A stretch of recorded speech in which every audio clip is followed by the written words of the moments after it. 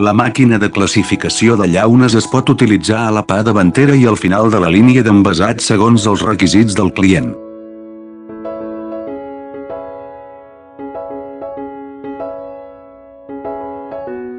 Màquina d'etiquetatge del cos que adopta configuracions de marques de renom internacional, millora l'estabilitat de la màquina, configuracions per millorar l'estabilitat de l'equip i els components elèctrics.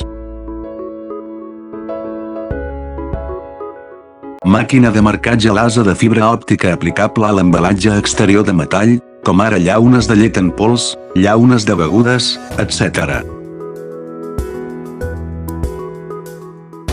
La màquina de subjecció i tornejat d'ampolles millora l'eficiència de la línia de la màquina.